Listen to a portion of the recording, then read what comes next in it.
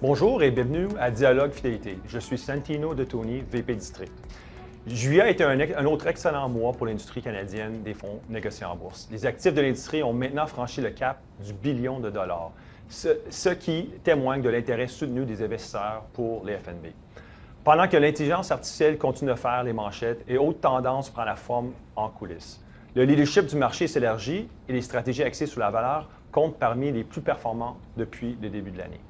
Après plusieurs années de domination du facteur momentum, assistons-nous à un changement de garde. Est-ce que les investisseurs sous-estiment à quel point certains segments du marché sont devenus concentrés? Pour discuter de tout ça et bien d'autres, encore dans notre édition mensuelle de perspective des FNB, j'ai le plaisir d'accueillir Étienne Jonca-Bouchard, directeur en chef FNB et stratégie non traditionnelle. Bonjour Étienne, merci pour être avec nous ce matin. Oui, salut Santino. Toujours un plaisir. Parfait, donc super. Commençons un petit peu avec quelque chose de plus large. Qu'est-ce qui se passe dans l'industrie? Où vont les flux au niveau soit les actions ou au niveau des obligations? Je sais qu'en début d'année, il y avait des changements assez importants. On voyait le nombre de rentrées nettes dans les actions canadiennes et internationales beaucoup plus élevé que le marché américain, qui est un changement assez majeur. Qu'est-ce qui se passe en ce moment? Oui, très bonne question. Je pense que tu as mentionné quelques données très importantes, je pense, dans ton introduction. Là. Premièrement, traverser ou franchir le 1 billion, c'est pas un petit chiffre là, pour une industrie canadienne qui, si on regarde depuis les 12 dernières années, on parle d'une croissance annualisée de plus de 20 je veux dire, c'est en accélération même. C'est une année record sur laquelle on s'enligne en ce moment. On parle à la fin juillet, on est rendu à 122 milliards d'entrées nettes. L'année dernière étant l'année record antécédente à 135 milliards. Donc, vraisemblablement, c'est sûr qu'on va dépasser ces montants-là d'ici la fin de l'année. Puis, on n'a pas vu de ralentissement là, au mois de juillet avec 18 milliards d'entrées nettes, 12 milliards en allant du côté des actions. Donc, continuation, si on veut, de la tendance qu'on avait vue depuis les 12 derniers mois. C'est vraiment plus d'appétit pour les actions versus le revenu fixe, même des stratégies multi-actifs qui, chez nous, évidemment, est un énorme driver de croissance en termes d'actifs avec les FNB simplifiés. Ça, cette catégorie-là continue, mais si on était pour faire une analyse un peu de prise de décision en termes de risque, définitivement, là, on est risk-on encore dans le marché avec beaucoup plus de demandes du côté des actions. D'un côté un peu plus granulaire, si on regarde géographique ou même par style. On a mentionné valeur tantôt. Des FNB comme le nôtre, Valeur Amérique, Valeur Internationale, ont été des produits très populaires dans l'industrie dans les derniers 3 à 6 mois. On le voit aussi chez des compétiteurs, donc qui ont des stratégies un peu plus axées valeur. Si on parle de géographie, définitivement, les États-Unis ont pris un petit recul par rapport au Canada et international. Je pense que le Canada, la thématique principale étant beaucoup de ressources, beaucoup d'énergie, les financières vont relativement bien. Malgré qu'on est en récession technique, il semble qu'il y a quand même une croissance des bénéfices intéressante. Et puis du côté américain, c'est quand même la surprise, je dirais, parce que le marché va très bien. Il y a un élargissement, comme que tu mentionnais, la croissance des bénéfices est à un niveau qu'on n'a pas vu depuis 2021. Je veux dire, je pense pour le dernier trimestre, on approche plus de 30 % de croissance year over year.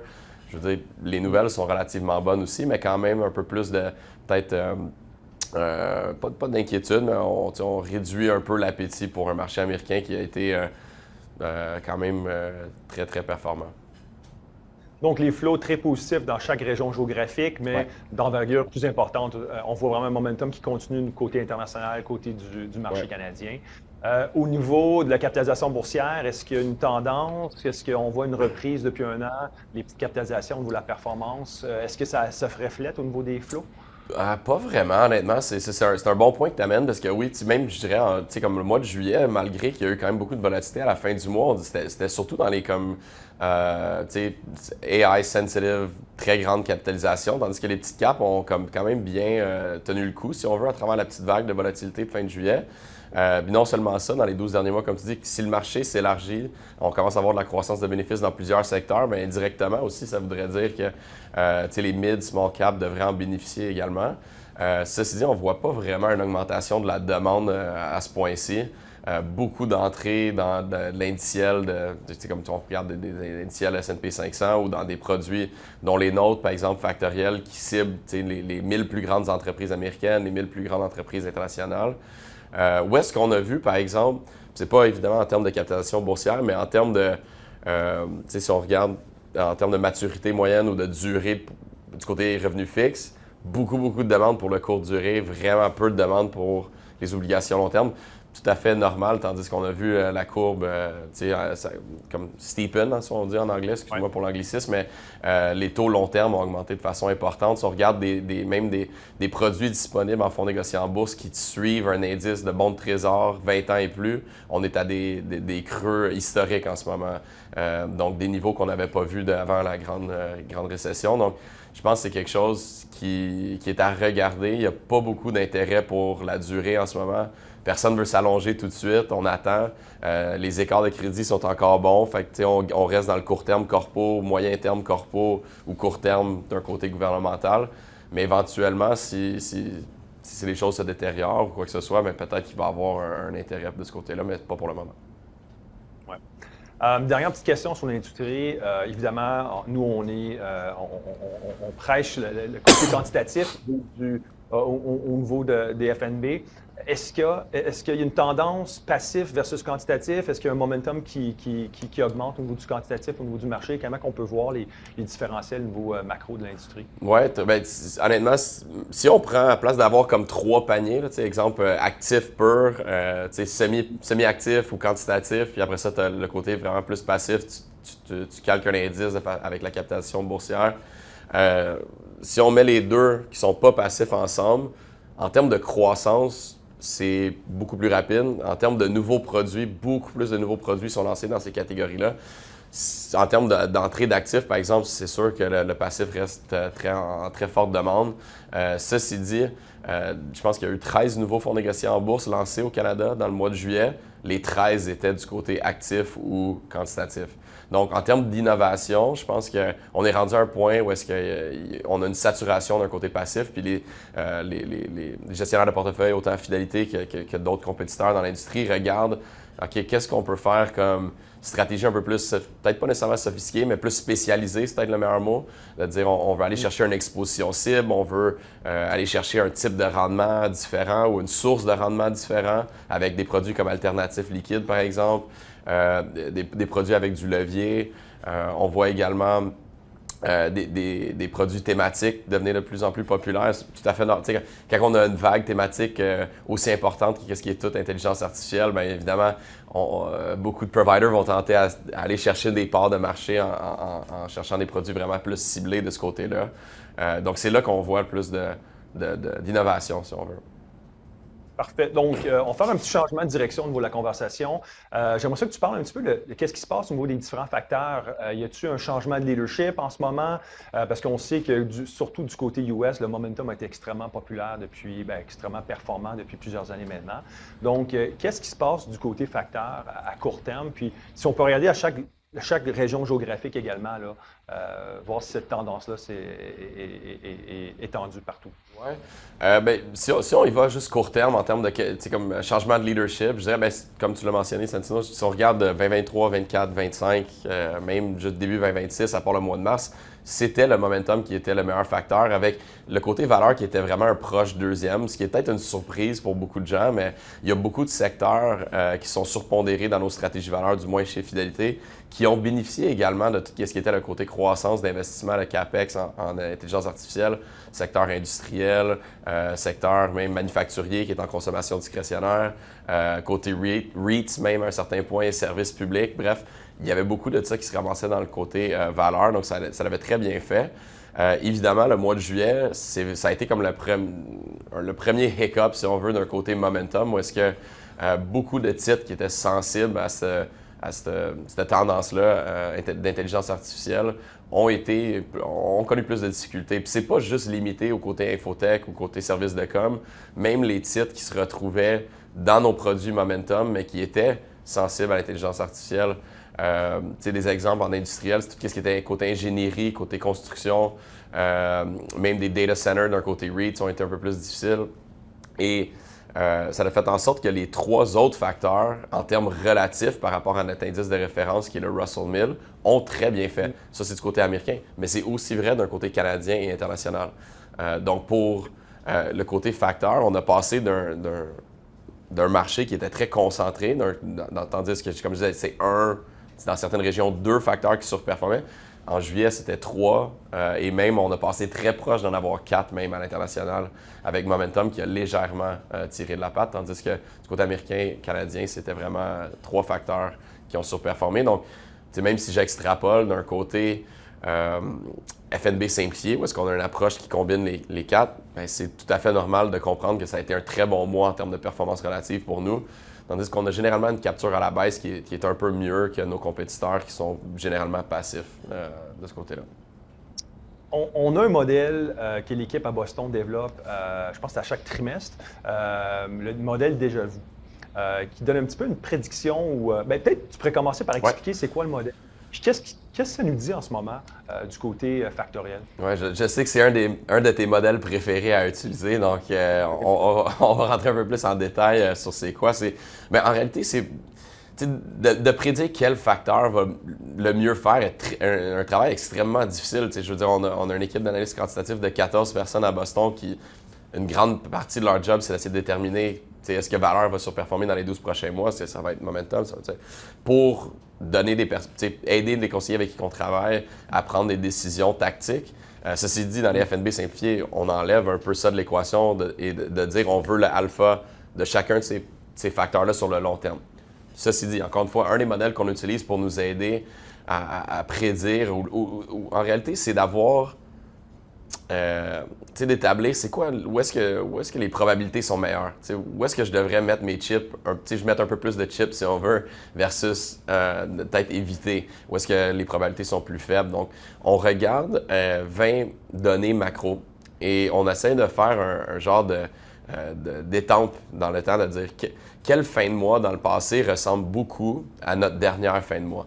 Et on utilise des données comme des niveaux d'inflation, on regarde le niveau de prix de l'or, la différence ou l'écart entre le taux 10 ans et 2 ans. Donc évidemment, un modèle qui est plutôt US, mais évidemment qui représente 65% du marché d'actions mondiales, donc quand même assez large comme qu'est-ce qu'on peut retirer de ça est quand même assez important.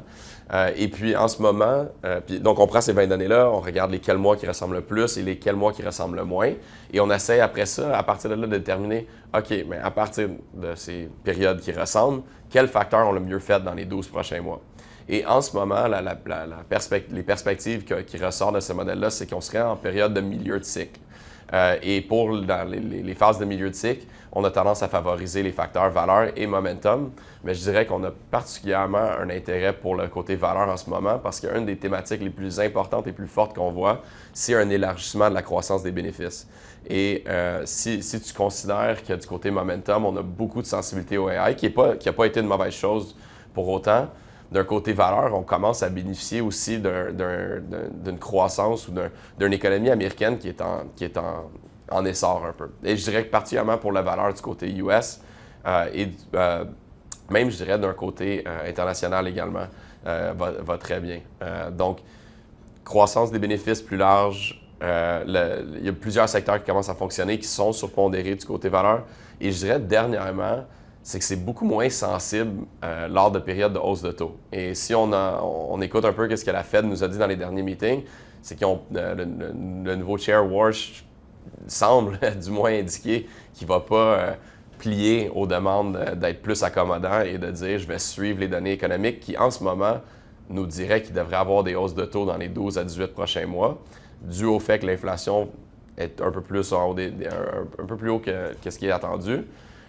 Et puis on voit comment le marché réagit au niveau des taux long terme. Les taux long terme n'arrêtent pas de monter aussi. Le marché obligataire nous dit déjà en réalité que la Fed risque de bouger. Ceci dit, si l'inflation est plus sticky, c'est un autre aspect où est-ce que la valeur fait très bien, tandis que ça se transige à des valorisations plus faibles. On dirait qu'on a une plus petite sensibilité à des changements de taux de croissance ou taux d'escompte. Donc, on aime beaucoup ce facteur-là en ce moment.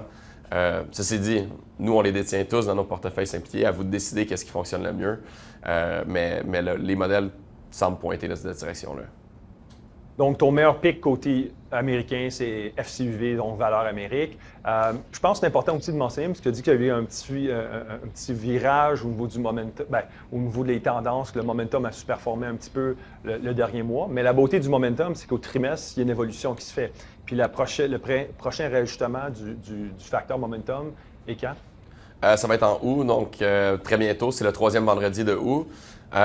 Je ne sais pas si on va avoir beaucoup de changements, parce que je dirais qu'on a eu quand même beaucoup de changements en mai, qui était notre dernière période. Et puis, tu sais, la plupart des conseillers avec qui on travaille, je leur parle de notre stratégie de momentum américain, mettons, FCMO, et ils vont me dire, ah ben, sûrement une grosse surpondération tech, grosse surpondération service de com. En réalité, on est sous-pondéré ces deux secteurs-là. Donc, il a comme déjà commencé à faire une rotation vers le côté plus cyclique et qui ressemble peut-être un petit peu plus même maintenant à notre produit valeur. Ceci dit, si on regarde, ça je parle en termes de répartition sectorielle, mais si tu regardes en termes de titres, il va quand même avoir des différences parce qu'on va aller vraiment cibler des titres qui sont sensibles à l'intelligence, comme des choses comme Rocket Lab, ça c'était surpondéré, donc c'est pour ça que le mois de juillet était un peu plus difficile.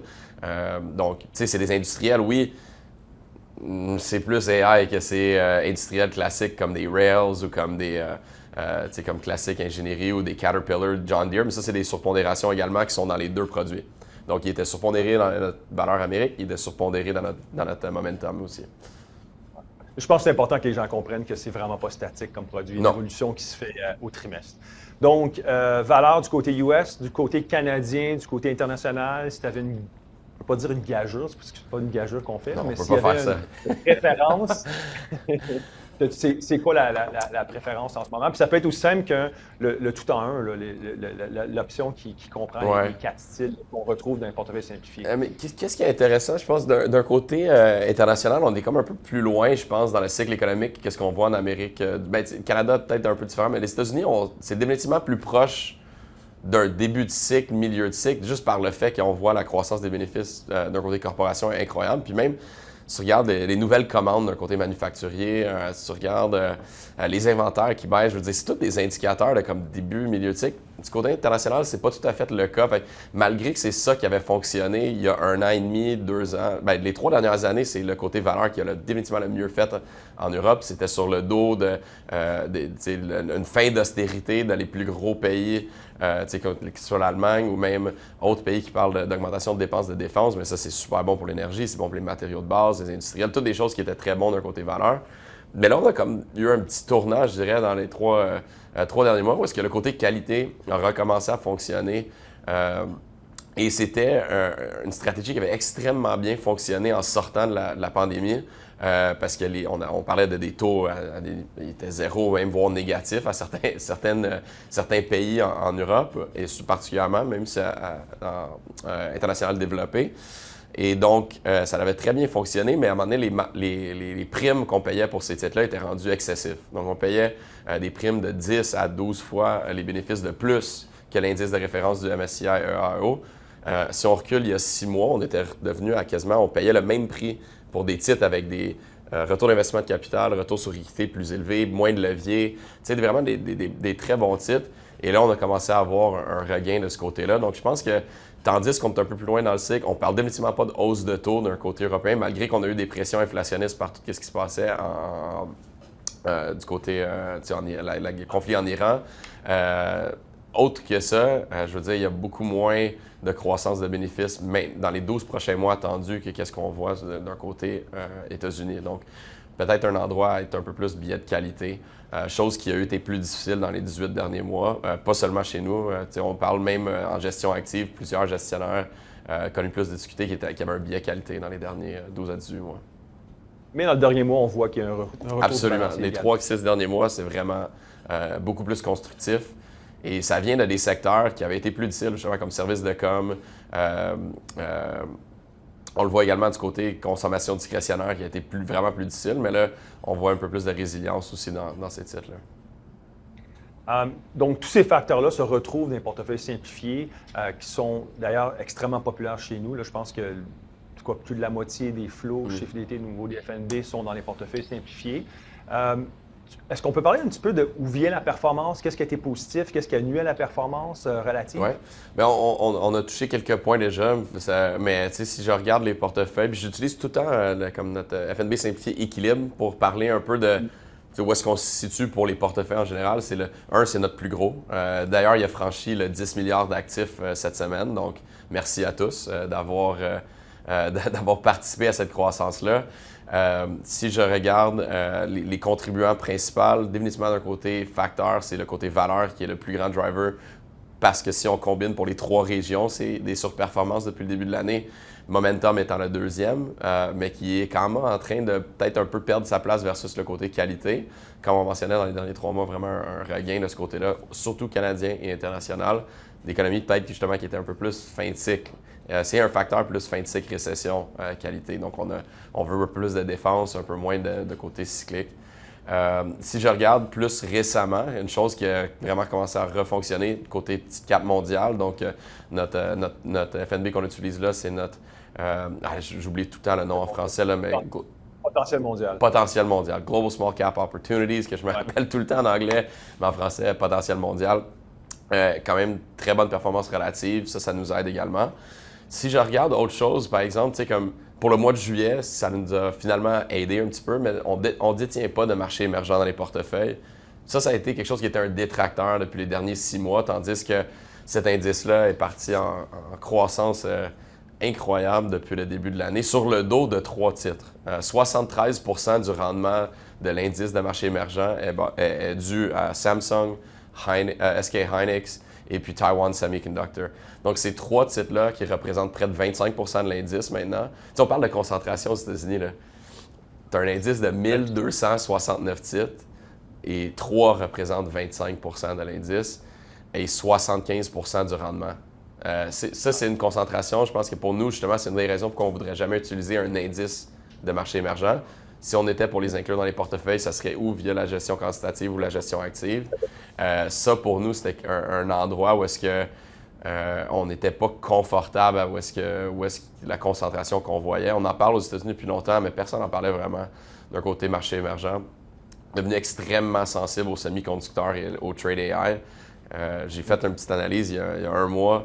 La corrélation dans les 3 dernières années, là, des périodes de 36-month rolling, était de plus que 0,86 avec l'indice de semi-conducteurs américain pour le marché émergent. Donc, bref.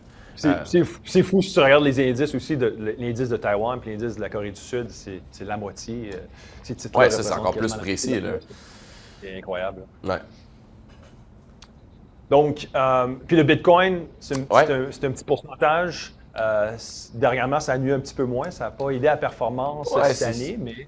On semble avoir trouvé du moins, pour le court terme, un plancher d'un côté Bitcoin. Ça l'avait quand même bien fait en juillet. Ça a comme agi un peu comme un hedge dans la période où est-ce qu'on a vu de la volatilité du côté AI. Puis c'est comme toute l'histoire inverse de ce qu'on avait vu en 2021 et 2023.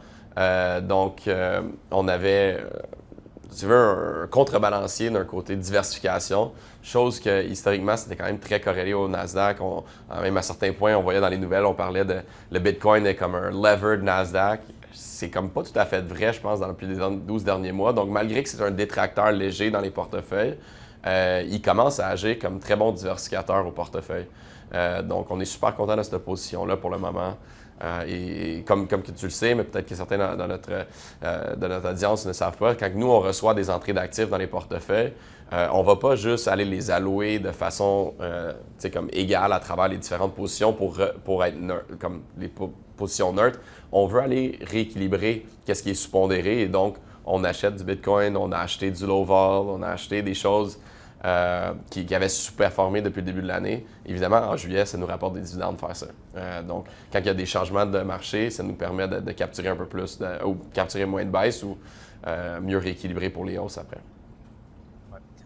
Étienne, il nous reste quelques minutes, puis j'ai une dernière question qui va peut-être sembler étrange, mais on a beaucoup de produits, on a beaucoup d'FNB qu'on a lancé depuis qu'on est dans cette ligne d'affaires-là.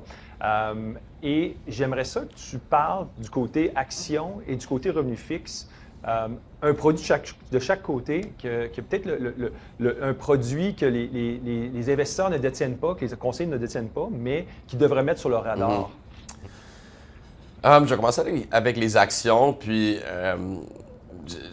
c'est un produit qui avait été lancé dans l'optique d'être thématique, puis je pense que tu sais où est-ce que je m'en vais avec ce produit-là, mais c'est notre FNB de développement durable mondial. Lors de comme un boom d'intérêt pour tout ce qui était énergie verte, tout ce qui était électrification de l'économie, ESG, post-pandémie, et ces titres-là, évidemment, fonctionnait très bien, donc tout à fait normal pourquoi qu'il devrait avoir un intérêt. Après ça, ça a comme, tu sais, on avait d'autres choses à se concentrer dessus, que c'était comme une période d'inflation qu'on n'avait pas connue depuis les débuts des années 90. Bref, c'était des titres également qui étaient un peu plus sensibles à la croissance.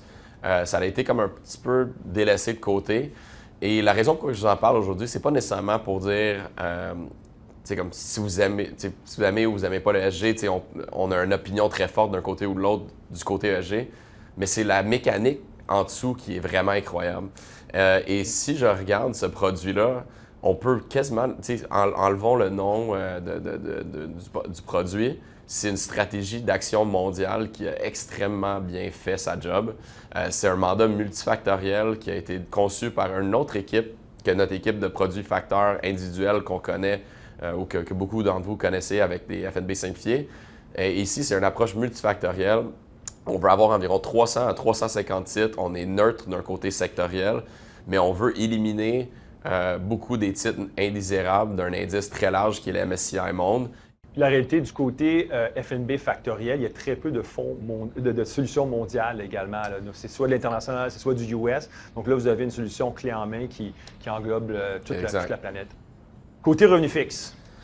Ah, mais ça, c'est mon préféré depuis toujours. Il y a deux places que je pourrais aller d'un côté revenu fixe, mais pour moi, du moins, c'est la plus grosse pondération dans nos FNB simplifiés. C'est notre FNB d'obligation canadienne systématique, le ticker FCCB. Je veux dire, ce produit-là est tellement simple que c'est bon. C'est comme notre objectif, c'est pas de changer l'indice de référence complètement d'obligation de qualité canadienne, mais c'est de regarder cet indice-là et de dire comment est-ce qu'on peut l'optimiser à très faible coût. On est à peu près 10 points de base de plus cher qu'un produit qui achète l'indice obligataire canadien. Donc, on parle d'environ 28 points de base en fonds négociés en bourse.